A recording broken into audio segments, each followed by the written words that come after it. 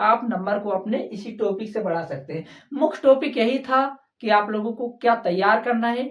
देखिए दोस्तों, क्या पढ़ने से ज्यादा अच्छा है क्या नहीं पढ़ना। नमस्कार दोस्तों, कैसे हैं आप लोग? मुझे आशा है कि अच्छे होंगे और आपकी बोर्ड एग्जाम की तैयारी एकदम बिल्कुल सही तरीके से चल रही होगी।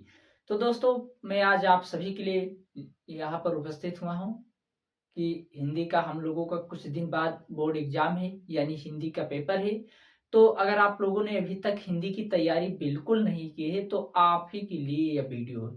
आज हम लोग एक एक टॉपिक देखेंगे, कौन से टॉपिक हमें पढ़ना है, कौन से टॉपिक पर हमें ज्यादा नंबर मिलते हैं और किस टॉपिक को कैसे तरीके से लिखना है, यानी किस तरीके से लिखना है। तो सबसे पहले इम्पोर्टेंट क्या है? इम्पोर्टेंट वह होता है कि क्या पढ़ने से ज्यादा अच्छा है क्या नहीं पढ़ना है। तो जो टॉपिक नहीं पढ़ना है हम लोग उसे साइड में रख देंगे, क्योंकि जो टॉपिक आसान है, जो हर बार पूछा जाता है, हर साल पूछा जाता है, वही से प्रश्न आता है, वही टॉपिक हम लोग उठाएंगे। और वही टॉपिक जो हमारा कुछ दिन बचा हुआ है, 5-10 दिन, जो भी कुछ टाइम अभी हमारे पास है बोर्ड एग्जाम के लिए, उस टाइम के अंतर्गत हम लोग वही पढ़ाई करेंगे जो हमारे पेपर में आएगा। तो चलिए दोस्तों, हम लोग टॉपिक के देखते हैं और टॉपिक के बारे में अच्छे से जानकारी लेते हैं कि कौन सा कितना नंबर देगा और कौन सा तरीका लिखने का, कि कौन से प्रश्न का किस तरीके से उत्तर लिखेंगे। तो चलिए दोस्तों, शुरू करते हैं। हाँ दोस्तों, पहले आप लोग देखिए अंक और टॉपिक।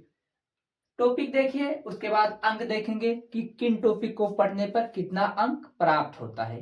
तो देखिए दोस्तों, यहाँ पर टॉपिक है हमारा, पहला टॉपिक है, जो पहला टॉपिक है जीवन परिचय।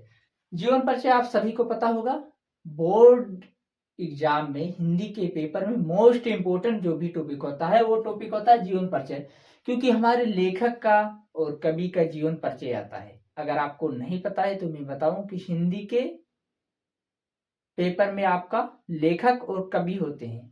लेखक का जीवन परिचय और कवि का परिचय अलग अलग आपको लिखना होता है, जिसके अंक निर्धारित होते हैं 10। आपको 5 कवि के, यानी 5 कवि के और 5 अंक लेखक के। तो आपको 5 अंक लेखक के मिल जाएंगे और 5 अंक कवि के। तो देखिए दोस्तों, कवि का आप जीवन परिचय लिखेंगे, उसके बाद कवि की रचनाएं लिखेंगे, यानी कि कवि का जीवन परिचय लिख लिया। अगर आप लोगों ने जीवन परिचय नहीं लिखना जानते तो मैंने वीडियो बनाया है, लिंक डिस्क्रिप्शन बॉक्स में मिल जाएगा, वहां से आप जीवन परिचय लिखना सीख जाएंगे। अब आते हैं टॉपिक पर। देखिए, कवि का अगर आप जीवन परिचय लिखेंगे 5 नंबर मिलेगा। 5 नंबर कैसे मिलेगा? जीवन परिचय लिखने को आपको मिलता है 3 अंक, प्लस उनकी रचनाएं लिखेंगे कि ये इस लेखक ने इतनी रचनाएं लिखी। जैसे कि मान लीजिए जयशंकर प्रसाद जी हैं, उनकी बहुत सारी रचनाएं हैं, यानी कि उन्होंने लिखा है गुंडा कहानी, लिखा है इरावती, लिखा है आंसू झरना लहर, लिखा है। तो वही उनकी रचनाएं हैं। तो आप 2-3 रचना लिख देंगे उनकी कि इन्होंने आंसू झरना लहर की रचनाएं लिखी है, यानी उसके ऊपर कृति लिखी है, ये इनकी कृति है। उस पर आपको 2 नंबर मिलेगा और उनके जीवन परिचय पर 3 नंबर। तो बराबर कितना हो गया? 5 नंबर। 5 नंबर आपको मिल जाएगा। वो चाहे लेखक का हो चाहे कवि का हो, दोनों में आप लेखक का रचनाएं लिखेंगे, लेखक का जीवन परिचय लिखने के बाद, और कवि का जीवन परिचय लिखने के बाद उनकी 2 रचनाएं अवश्य लिखेगा। तो चलिए दोस्तों, अभी आशा है कि हम लोगों को यह टॉपिक समझ में आया होगा। अब हम लोग देखेंगे कि कौन सा जीवन परिचय हम लोगों को तैयार करना है, किन लेखक का तैयार करना है और कौन से कवि का जीवन परिचय तैयार करना है। तो सबसे पहले हम लोग लेखक का देखेंगे, लेखक का कि किस लेखक का तैयार करना है। और दूसरे नंबर पर ले लेते हैं कवि। कवि हो गया दूसरा और लेखक हो गया पहला। तो लेखक के भी 5 नंबर मिलते हैं और कवि के मैंने पहले ये कंफर्म करा लिया आपको, पहले आपको मैंने बता दिया कि लेखक और कवि का अंतर। तो हम लोग लेखक को जानेंगे, जो मोस्ट इंपोर्टेंट लेखक है, यानी राइटर, जो मोस्ट इंपोर्टेंट है, जो हर साल उनका जीवन परिचय पूछा ही जाता है हर एक सेट में। तो सबसे पहले हमारे जो लेखक आते हैं उनका नाम है जयशंकर प्रसाद। आप लोग अगर नहीं जानते जयशंकर प्रसाद, तो एक बहुत बड़े प्रसिद्ध लेखक है। तो पहला आप लोग जयशंकर प्रसाद जी का जीवन परिचय तैयार करिएगा। बहुत सरल है इनका जीवन परिचय, कुछ है नहीं, मैंने भी इसको पढ़ा दिया है कि जयशंकर प्रसाद जी का जीवन परिचय कैसे लिखेंगे। उसका प्रसाद जी का भी मैंने वीडियो बना लिया है, आप लोग चाहे तो देख सकते हैं, चैनल पर मिल जाएगा। उसके बाद हम लोग दूसरे लेखक देखेंगे। दूसरे लेखक है हमारे आचार्य रामचंद्र शुक्ल जी, जिनका नाम है आचार्य रामचंद्र शुक्ल जी।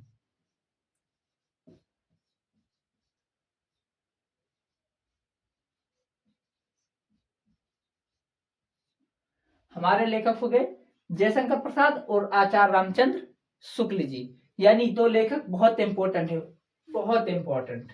इसको ध्यान में रखेगा, वेरी वेरी इंपॉर्टेंट करके रखेगा कि जयशंकर प्रसाद और आचार्य रामचंद्र शुक्ला, हर साल इनका जीवन परिचय बोर्ड एग्जाम कक्षा 10 में पूछा ही जाता है। तो हमारा दूसरा हो गया कवि का। कवि में आप लोग जानते होंगे हमारे तुलसीदास, सूरदास और महादेवी वर्मा बहुत प्रसिद्ध कवि हैं। कौन कौन? सूरदास पहला हो गया, तुलसीदास और महादेवी वर्मा, यानी आधुनिक मीरा महादेवी वर्मा और गोस्वामी तुलसीदास जी, दो लोगों का जीवन परिचय अवश्य तैयार करिएगा।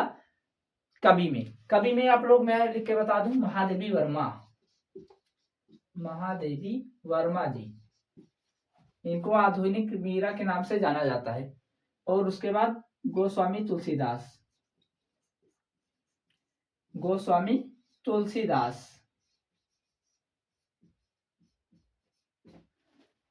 तुलसीदास जी हो गए और महादेवी वर्मा, दो लेखक बहुत इंपॉर्टेंट है, यानी दो कवि और मैंने दो लेखक ऊपर बता दिया है, बहुत इंपॉर्टेंट है, इसको हल्के मत बिल्कुल मत लीजिएगा।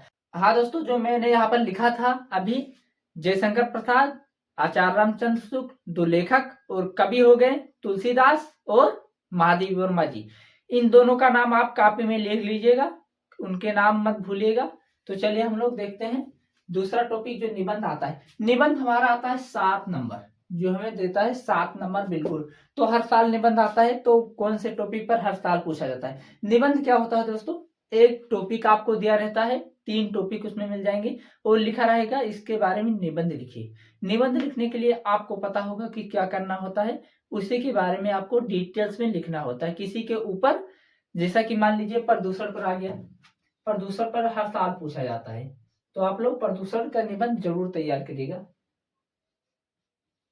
प्रदूषण पर आ गया, अब इसके ऊपर आपको निबंध लिखना है, तो इसके क्या क्या, प्रदूषण कैसे फैलता है, प्रदूषण की समस्याएं क्या है, प्रदूषण के कारण क्या है, इसका समाधान क्या है, और रूपरेखा और उपसंहार लिखेंगे।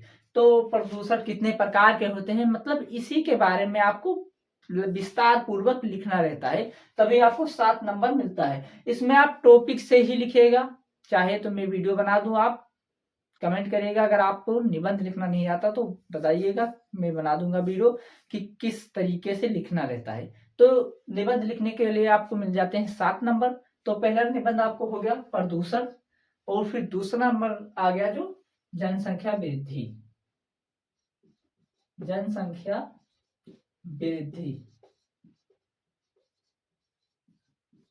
बहुत महत्वपूर्ण है दोनों टॉपिक, यानी दोनों निबंध अति महत्वपूर्ण है, इसको आप लोग ध्यान से रखिएगा, ध्यान में इसको रखिएगा, बहुत महत्वपूर्ण है, हल्के मत लीजिएगा। तो उसके बाद हमारा जो ये हो गया 2 टॉपिक कंप्लीट, आपको 2 ही याद करना है, यानी कि 2 ही तैयार कर लेना है, प्रदूषण पर और जनसंख्या पर। आप अगर ये 2 पक्का तैयार करेंगे तो एक न एक आपके पेपर में जरूर पूछा जाएगा, क्योंकि ये हर साल आता ही आता है। यह बहुत प्रमुख टॉपिक है, मुख्य रूप से आपको पढ़ाने जाने वाला टॉपिक है, जो आपके जीवन में अक्सर काम आया करता है। खंड देखिए दोस्तों, खंड काव्य आपका फिक्स रहता है, फिक्स यानी कि आपको पता रहता है कि आपको कौन सा काव्य खंड पढ़ना है। आपके जिले के अनुसार आप काव्य खंड बनाए गए हैं, आप जिस जिले में हैं उस जिले के अनुसार काव्य खंड आप तैयार कर लीजिएगा कि आपके जिले के पेपर में कौन सा काव्य खंड हर साल आता है, वही आता है जो हर साल आता है। बदलता नहीं है कि काव्य खंड बदल जाए, दूसरा काव्य खंड आ जाए, नहीं, आपके जिले में जो निश्चित रहेगा वही आएगा। क्योंकि आप क्वेश्चन बैंक उठाइए, आप किताब उठाइए, उसमें आपको मिल जाएगा कि आपके जिले में कौन सा काव्यखंड पढ़ना है, सभी जिले के नाम लिखे होंगे वहां पर, और यहाँ पर लिखा रहेगा कि आप इस जिले में यह काव्यखंड पढ़ना आधारित है, यानी इस जिले के लिए ये काव्यखंड आधारित है, यानी यही काव्यखंड पढ़ना है। तो हम लोग इसको छोड़ देते हैं। ये 3 नंबर का आता है। आप अपने क्वेश्चन बैंक अपने जिले के अनुसार तैयार करिए, यानी काव्यखंड। तो हमारा जो आता है पत्र लेखन, पत्र लेखन के हमें मिलते हैं 4 नंबर। पत्र लेखन कई तरीके से आ सकता है कि बिजली की कुछ समस्या आ गई है, उसके ऊपर लिख सकते हैं। बैंक से समस्या आ गई है, या बैंक से लोन लेना है, कई तरीके से। या बहुत गंदगी हो गई है, गंदगी सफाई करने के लिए अपने चेयरमैन को पत्र लिखने के लिए, ऐसे बहुत टॉपिक आगे जाते हैं दोस्तों की। पत्र लेखन छुट्टी के लिए आ जाता है, कई प्रकार के लिए आ जाता है। तो आप इसका लिखने का तरीका जानिए कि पत्र कैसे लिखते हैं, उसी माध्यम से आप हर एक का उत्तर लिख देंगे। या तो वही पत्र लेखन होता है कि आप किसी को पत्र लिखें। तो आपको पहले पत्र लिखने का तरीका मालूम होना चाहिए, तब आप किसी भी टॉपिक पर हाथ लगाइएगा। तो आप लोग पहले सीखिए अपने क्वेश्चन बैंक से या किसी टॉपिक से कि पत्र कैसे लिखते हैं। तो आपको इसमें 4 नंबर मिलता है। मैं यहाँ पर अगर आपको पढ़ाने लगूंगा कि पत्र कैसे लिखते हैं तो यहाँ पर वीडियो लंबा हो जाएगा। मैं आपको मुख्य टॉपिक बता रहा हूँ कि ये टॉपिक आप तैयार करिए। आप चाहे क्वेश्चन बैंक से उठाइए या चाहे किताब उठाइए, वही से आप लोगों को तैयारी करना है, क्योंकि भी थोड़ा सा भी आपके पास समय है। उसके बाद हम लोग गद्यांश और पद्यांश देखते हैं। देखिए दोस्तों, गद्यांश और पद्यांश हमारा क्या है, जो हमारे चैप्टर होते हैं कविता में, यानी जो पद होता है, आपका पद आ जाता है कविता वगैरह में। जो इसमें थोड़ा तुलसीदास जी हो गए, महादेवी वर्मा जी हो गई, रामधारी सिंह दिनकर जी हो गए, मैथिली शरण गुप्त जी हो गए, जो छोटे छोटे पद लिखते हैं और पद के माध्यम से हमें कुछ समझाने का प्रयास करते हैं। और जो हमारा गद्यांश हो गया, गद्यांश एक कहानी की तरह रहता है, निबंध की तरह रहता है, जो हमें लंबा लंबा कहानी बताता है और उसके विषय में समझाते हैं। निबंध जैसा कि पाठ पाठ बने रहते हैं, 4-4 पेज 5-5 पेज का बना रहता है। अक्सर ये भी बना रहता है कविता, लेकिन ये पद में रहते हैं, छोटे छोटे पैराग्राफ में दे रहते हैं, टुकड़े टुकड़े। आप इसको पहचान लेंगे कि पद्यांश क्या है और गद्यांश क्या है। तो हमारे गद्यांश में जो लेखक थे वही थे, लेखक हमारे जयशंकर प्रसाद जी, आचार्य रामचंद्र शुक्ल जी, राजेंद्र प्रसाद जी, ये हमारे लेखक हो गए। आप किताब उठाइए और देखिए कि कौन से लेखक ने कौन सी रचनाएं लिखी, यानी कौन से लेखक ने किस पाठ को लिखा और कौन से कवि ने कौन से पद्यांश को लिखा। यानी आप कवि को देखिए और लेखक को देखिए पहले, तो इसमें आपको अंतर पता चलेगा और आप इसको आसानी से लिख सकेंगे। क्योंकि अगर आप गद्यांश और पद्यांश में अंतर नहीं समझ पा रहे हैं तो आपको किताब उठाने की जरूरत है, क्योंकि आपने अभी तक किताब उठाया ही नहीं, इसीलिए इस वीडियो तक आप यहाँ लास्ट तक पहुंचे।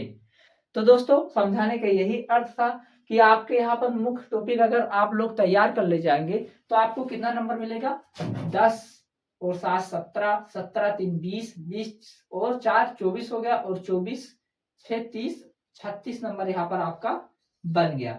अगर आप लोग इतना टॉपिक तैयार करेंगे तो आपका 36 नंबर यहाँ पक्का हो जाएगा।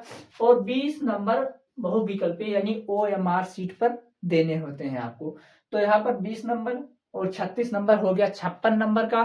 तो अगर आप 56 नंबर में, बहुत लोग सोचते हैं पास ही हो जाऊं, फेल तो ना हूं, 23 नंबर ही आ जाए, पासिंग मार्क ही आ जाए। लेकिन पासिंग मार्क से कहीं ज्यादा है कि आप लोग इस टॉपिक को तैयार करें और पासिंग मार्क से ज्यादा नंबर लाने की कोशिश करें। क्योंकि पासिंग मार्क पेपर एक ही बार होता है, पासिंग मार्क लाने से क्या फायदा होता है, कोई फायदा नहीं होता है। आप नंबर को अपने इसी टॉपिक से बढ़ा सकते हैं। मुख्य टॉपिक यही था कि आप लोगों को क्या तैयार करना है।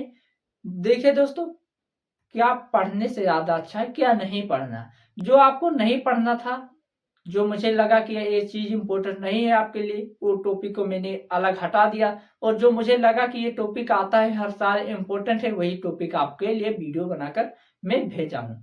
तो चलिए दोस्तों, यहाँ तक आप लोग इतना टॉपिक तैयार करिएगा, वीडियो अच्छे से इस टॉपिक को तैयार कीजिएगा। और वीडियो अच्छा लगा है तो दोस्तों अपने दोस्तों के साथ शेयर करना मत भूलिएगा। और चैनल पे नए हो तो सब्सक्राइब जरूर करिएगा और बताइए किस टॉपिक पर आपको वीडियो चाहिए।